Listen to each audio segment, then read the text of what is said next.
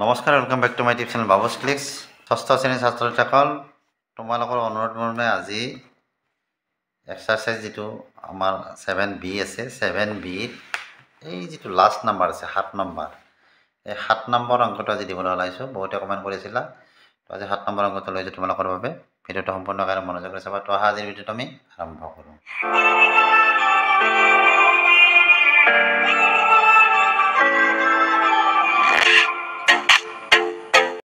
7 নম্বৰত কি আছে? কংকন আৰু মধুৰৰ ঘৰ স্কুলৰ পৰা 8 কিলোমিটাৰ দূৰত। সিহঁতে 1.5 কিলোমিটাৰ দেউতাকৰ গাড়ীত গৈ চিটি বাছ ধৰে আৰু তাৰ পৰা 6.4 কিলোমিটাৰ চিটি বাছেৰে যায়। চিটি বাছৰ পৰা নামি অৱশ্যে দূৰত্ব খোজকাঢ়ি গৈ স্কুল পায়।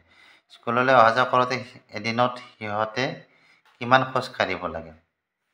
আমাক খোজ কাঢ়াটোহে উলিয়াব দিছে, বাকী কিহেৰে যায় বুলি কৈছে যে দেউতাকৰ গাড়ীত যায়, তাৰপিছত কি কৰে চিটি বাছত যায় আৰু তাৰে পৰা কিছু জেগা খোজকাঢ়ি যায়। এতিয়া এই যে গাড়ীত গৈছে দেউতাকৰ আৰু চিটি বাছত যে গৈছে, এই দুটা যোগ কৰি আমি যদি এইটোৰ পৰা বিয়োগ দিওঁ, তেতিয়াহ'লে যিখিনি ৰৈ যাব সেইখিনি হ'ব তেওঁলোকে খোজকাঢ়ি যোৱা দূৰত্ব। তো কি লিখিছোঁ? গাড়ীত আৰু চিটি বাছত যায় কিমান? গাড়ীত যায় 1.5 কিলোমিটাৰ দেউতাকৰ গাড়ীত, গতিকে গাড়ীত যোৱাটো কি 1/2 যোগ চিটি বাছত কিমান যায় 6/4। এইখিনি কি কিলোমিটাৰত আছে, হয়নে? তো এইখিনি যোগ কৰি দিয়া, কি হ'ব আমাৰ 2 × 2, আগতে সমষ্টিখিনি অপকৃত ভগ্নাংশলৈকে লৈ যোৱা। 2 × 2 = 3, 3/2 হয় আৰু এইটো কি হ'ব 6 × 4 = 24, 25/4। 2 আৰু 4ৰ লসাগু আমাৰ কি হ'ব? যিহেতু 4টো 2 গুণিত, গতিকে লসাগু 4 হ'ব। লসাগু লোৱাৰ পিছত কি নিয়ম? এইটোৰে এইটো হৰণ দিব লাগে। 2ৰে 4 হৰণ দিলে কেইবাৰ যাব? 2বাৰ যাব, আৰু সেই 2 যিমানবাৰ যাব সেইটো ওপৰৰ সংখ্যাটোৰ পূৰণ। 3 × 2 প্লাছ 4ৰেতো এবাৰে যাব, গতিকে 25 × 1 সমান আমি কিমান পাম? ইয়াত 3 × 6 6 প্লাছ 25/4 = আমাৰ কিমান হ'ব? 31। 25 আৰু 6 যোগ কৰিলে কিমান হ'ব? 31/4। তো এইখিনি 31/4 কিলোমিটাৰ, 4/31 কিলোমিটাৰ কি হয়? তেওঁলোকে গাড়ী আৰু কিহেৰে যায়?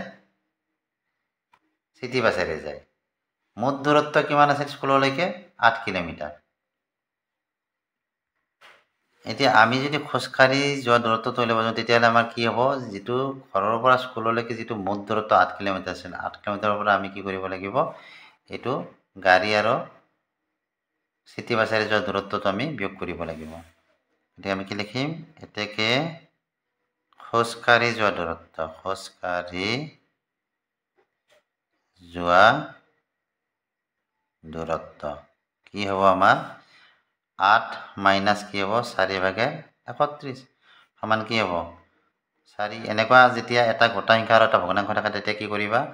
ডাইৰেক্ট যিটো ভগ্নাংশ আছে তাৰে ভগ্নাংশৰ হৰটো তলত ভৰাই দিবা, আৰু এই হৰটোৰে এইটো যিটো গোটা সংখ্যা আছে সেইটো পূৰণ দিবা। 8 × 4 = 32, 32 হ'ল। বাকী চিনটো যেনেকৈ থাকিব চিনটো এনেকৈ দিবা, আৰু ওপৰত যিটো সংখ্যা থাকিব সেইটো এনেকৈ থাকিব। তো 32ৰ পৰা 31 গ'লে কি থাকিব? 1 থাকিব। তো 1/4 কি হ'ব? এইটো কিলোমিটাৰ। তো 4/1 কিলোমিটাৰ কি কৰে? খোজকাঢ়ি যায়। বুজি পাইছানে? এনেদৰে তোমালোকে উলিয়াব পাৰিবা। তো এইখিনি আছিল ভিডিঅ'ত। বাকী এই চেপ্টাৰৰ ভিডিঅ' দিয়া আছে, যদি কিবা নুবুজাকৈ আছে কমেণ্ট কৰি জনাবা। নেক্সট ভিডিঅ'ত তোমালোকক ভালদৰে বুজাই দিম। ভিডিঅ'টো চাই কেনে পালা জনাবা। ভিডিঅ'টো চাই ভাল লাগিলে ভিডিঅ'টো লাইক কৰিবা, চেনেলটো ছাবস্ক্ৰাইব কৰিবা। আজিলৈ আহিলোঁ, বাই বাই, থেংক ইউ।